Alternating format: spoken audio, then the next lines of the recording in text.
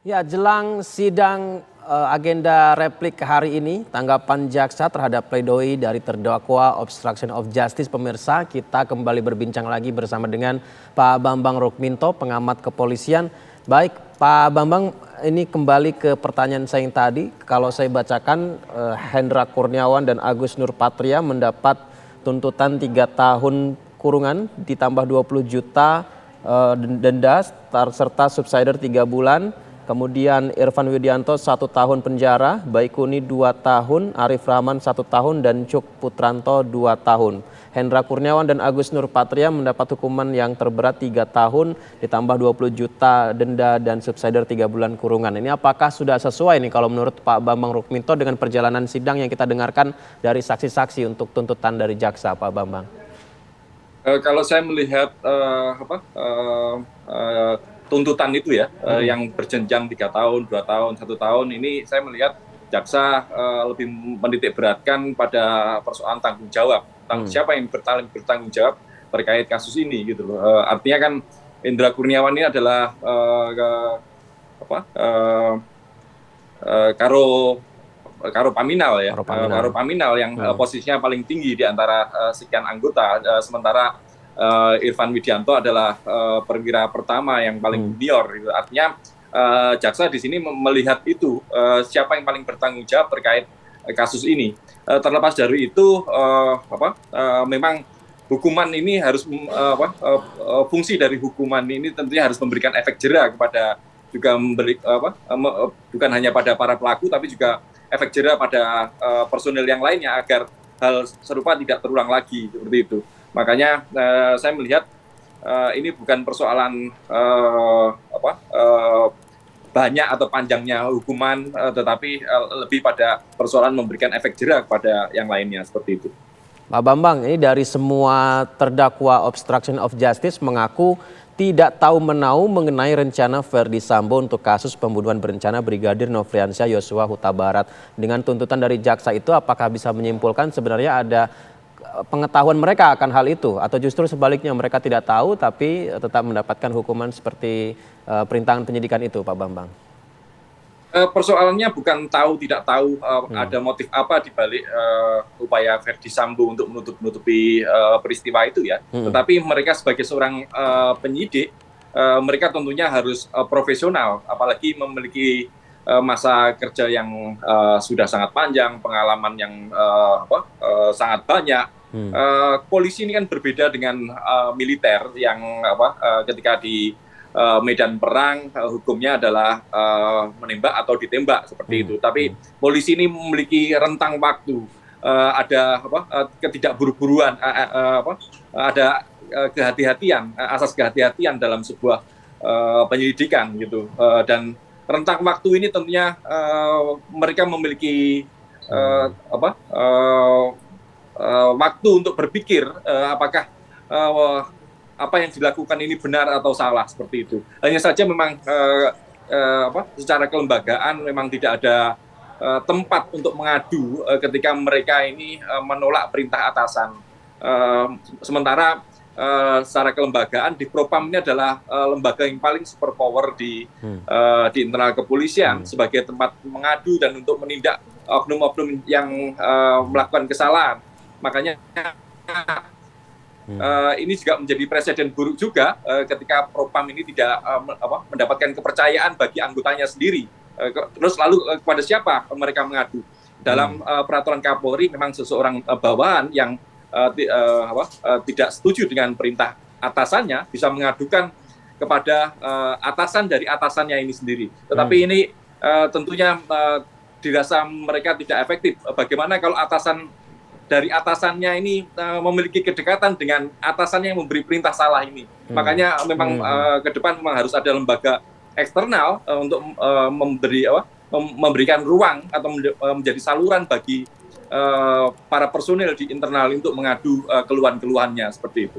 Sejauh ini bagaimana Pak Bambang, lembaga pengaduan, lembaga eksternal yang setidaknya efektif atau bisa memberikan wadah kepada bawahan ketika mendapat perintah yang mungkin tidak masuk akal dari atasan nih Pak Bambang di kepolisian? Ya, Ya, sampai sekarang belum ada ya. Hanya saja ke depan mungkin Kompolnas bisa diperkuat dan diberikan kewenangan untuk itu, sehingga bisa memberikan masukan-masukan kepada Kapolri terkait dengan keluhan-keluhan internal. Karena bila saluran ini buntu, efeknya sama yang terjadi dalam kasus-kasus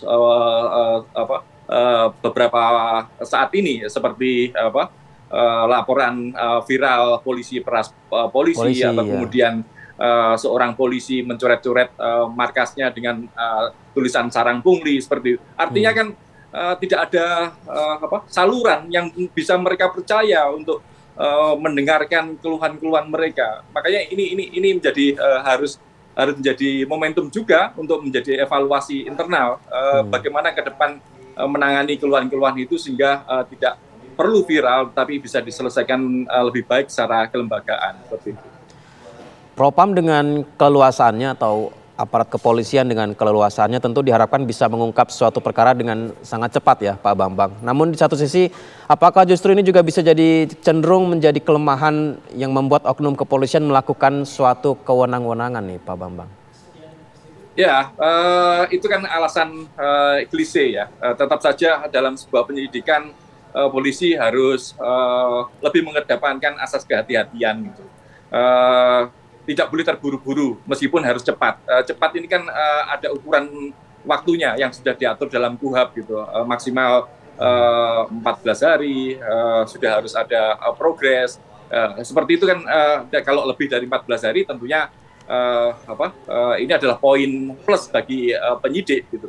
Dan ini yang harus menjadi sistem sehingga kesewenang-wenangan ini tidak bisa dilakukan polisi. Sistem ini tentunya terkait dengan kontrol dan pengawasan. Tanpa ada kontrol dan pengawasan, mereka akan bisa seenaknya sendiri bisa memutuskan dengan tanpa ada pertimbangan-pertimbangan atau bahkan dengan pertimbangan-pertimbangan di luar konteks hukum seperti itu. Ya, kita masih menantikan juga nih Pak Bambang bagaimana para terdakwa memasuki ruang sidang di Pengadilan Negeri Jakarta Selatan sambil menantikan kembali kita berbincang lagi. Ada satu hal nih yang saya garis bawahi dari pledoi nota pembelaan dari Arif Rahman Arifin, terdakwa obstruction of justice, yakni ia menyalahkan Hendra Kurniawan sebagai atasannya yang tidak dapat memberikan perlindungan, dukungan, dan arahan yang bertanggung jawab sebagai atasan. Nah, apa yang disampaikan Arif Rahman Arifin ini kalau Pak Bambang lihat seperti apa? Apakah melemparkan bola panas agar hukuman berbalik semakin memberatkan atasannya dan Arif Rahman terlepas dari tuntutan atau seperti apa Pak Bambang? Ya, relasi kuasa, relasi atasan bawahan ini memang sangat kental sekali gitu loh. Tentunya pucuk pimpinan yang lebih tinggi itu adalah pihak yang paling bertanggung jawab terkait ini. Dan Hendra Kurniawan memang dalam posisi ini adalah pucuk pimpinan dari mereka para terdakwa itu. Gitu.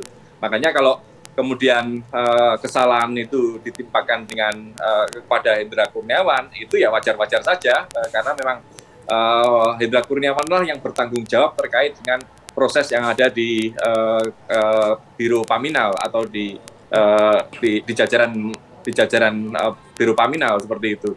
Hanya saja saya melihat terlepas dari atasan, ini seorang polisi yang profesional memang harus bertindak independen gitu loh.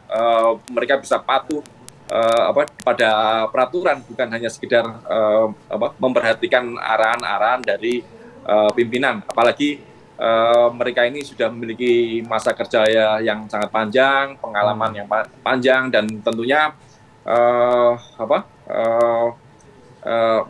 memiliki intelektualitas dan kompetensi yang sangat tinggi. Gitu. Makanya kalau kemudian ini hanya disalahkan hanya karena hubungan atasan bawahan saja dengan menyalahkan atasannya, tentunya tidak fair.